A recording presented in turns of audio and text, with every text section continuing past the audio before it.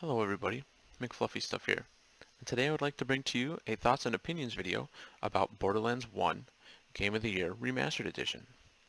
I want to cover some of the good, the bad that I'm aware of, and some of the new that they've added to this version of the game. I want to start off by saying, if you enjoyed the content in this video, hit that like button, subscribe to the channel if you want more Borderlands 1 content, and leave a comment down below if there's anything that you liked or disliked and I didn't discuss in this video. So without further ado, we're just going to jump right into it. For those of you returning from the old game, as you can see, they have an import character option. This allows you to pull characters from your original Borderlands 1 copy into the remastered version of the game. It's quick, it's simple, and it leaves the character also on your old version of the game. So if you want, you can have split playthroughs. I did like this feature. I did use it. It works fine. In the options menu here, they've added a field of view slider finally. This is gorgeous. Starting at 70 is what they had it starting out at. Your guns feel big, your guns feel clunky, your guns feel heavy. Play around with them if you'd like. I recommend it. You can also see here they've added a frame rate locking ability to the game. I just have mine as a smooth 60 for this. I don't feel like pushing my laptop too hard, but hopefully this will look as good as it looks on my screen. So we're just going to jump into it here. As you can see, they've sort of changed the lobby screen a little bit. Nothing too super. Select character option is where, you select your starting character. As you can see here, I have 3 characters at level 3. Every time you start a new game, they give you 2 random legendary guns to start the game. I've had 5 out of the 6. I've had a sniper, I've had an assault rifle, I've had a pistol, I've had a rocket launcher, and I've had I want to say a revolver. Anyway, all these guns are super strong for the starting out. You will be able to hold these guns for a very long time before you really need to switch your weapons. The rocket launcher does waste a lot of ammo, but it is really strong. All the guns feel really good early on. You can also find legendary upgraded variants as you're playing the game. They are random, so you might not find them. That happens. We're just going to jump into it here. As you can see right away, lower right hand screen loading thing. That's kind of cute. It's whatever. New U loading animation. I love the new one. It looks gorgeous. As you can see here, initially just starting off face value, the textures a lot tighter, a lot more visually stunning, a lot cleaner. If you look at the gun, a lot less jagged edges. The gun's detailing is a little stronger. Um, the mini-map in the upper right-hand corner, I have played the hell out of Borderlands 1. I still get lost from time to time. So having the addition of the minimap I think is a great addition. Now something I left out in the beginning here is shift codes. Shift codes give you what are called golden keys. As you can see, I have 80. Golden keys are used to unlock just these golden chests.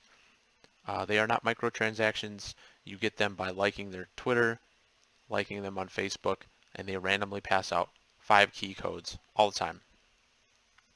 These barrels, or these chests I should say, have guns scaled to your level.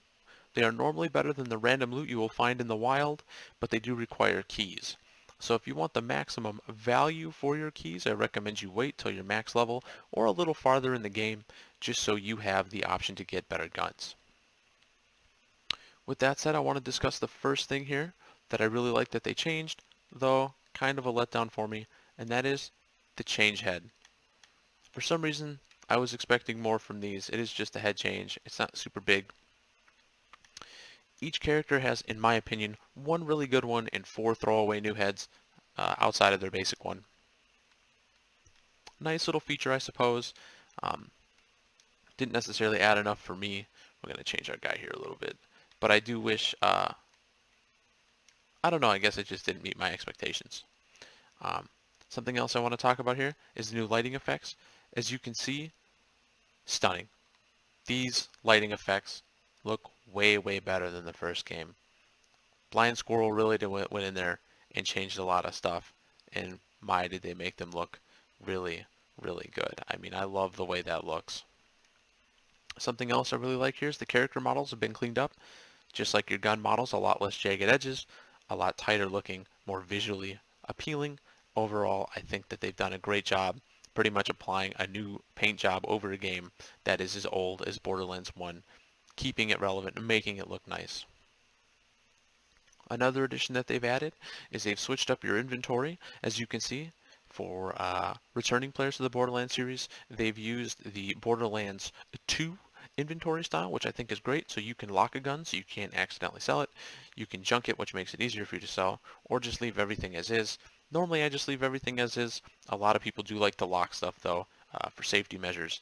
None of the other menus have been changed, but I don't feel like that's a bad thing. They were all clean and tight as was, so not that big of a deal.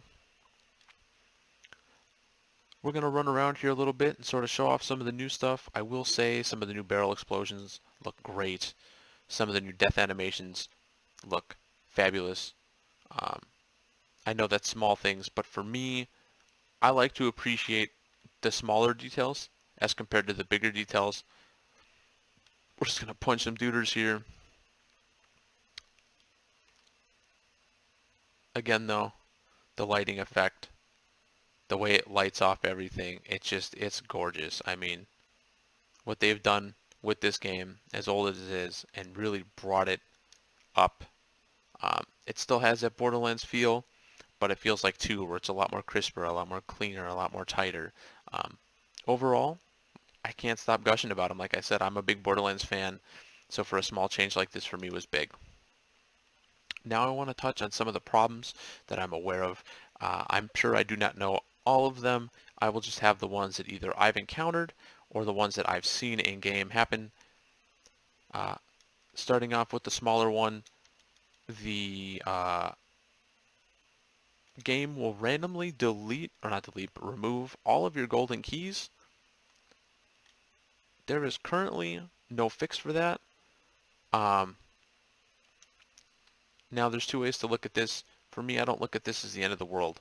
I don't really care so much for my golden keys. They're just kind of whatever. They pass them out free enough to where it shouldn't feel like too big of a loss. But I do know for some people, losing your golden keys will definitely be a final straw for them because, you know, right now, like with my brick character, I do have 80 keys. So to lose 80 keys would be very saddening. Not the end of the world, but definitely an issue that needs to be addressed. Another one I've seen is missions being locked or glitched and they don't work properly. Starting out here in the Arid Badlands, one of the first missions you get is activating Scooter's Catch-A-Ride, and the game would not let me activate the Catch-A-Ride. It clearly saw I was touching it, it was there, I could look at it, stare at it, I could not activate it. I did have to shut my game completely down and restart it just so I could try it again. It was glitched a second time, tried it again a third time, shutting everything down, turning it back on, and I was then able to beat the mission. That is frustrating. That is something I hope gets addressed as well very soon.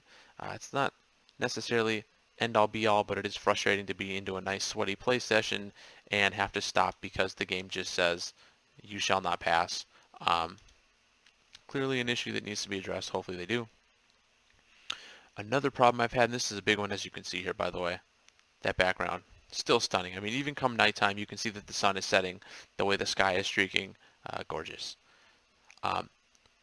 Online connectivity right now is really bad. I've had a ton of issues of players getting booted, tons of lag,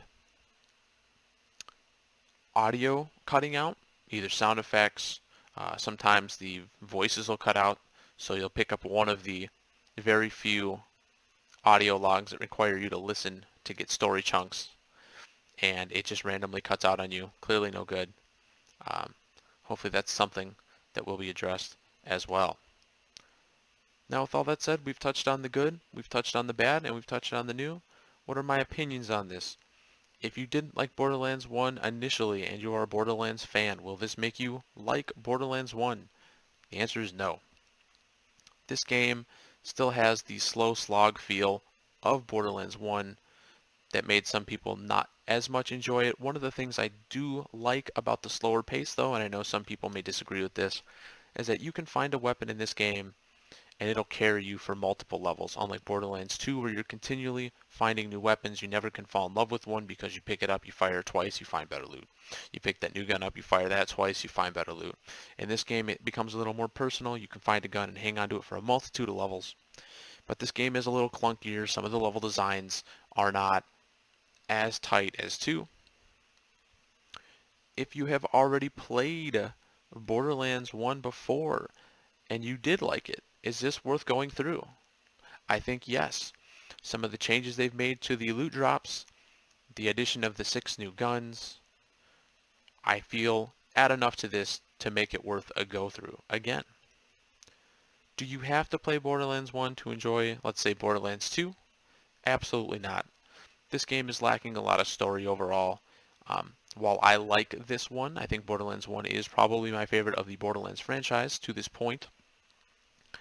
The lack of story for a lot of people is a big no-no. 2 is loaded with story. It actually advances what you're doing. In this game, a lot of the missions feel out of place. You never really feel like you have a purpose other than you're looking for the vault at the end of the game. So, please keep that in consideration. With all that said, I hope you enjoyed my thoughts and opinions video on it. Again, if you did, please like the video, leave a comment down below if I missed on something or left something out that should have been discussed, and please subscribe to the channel. We will be making more Borderlands 1 content here as time goes on. We also upload our Borderlands 2 Twitch streams currently, which we are going through in preparations for Borderlands 3 coming out. So with that said, I hope you have a great day, and I'll see you on the next video. Peace.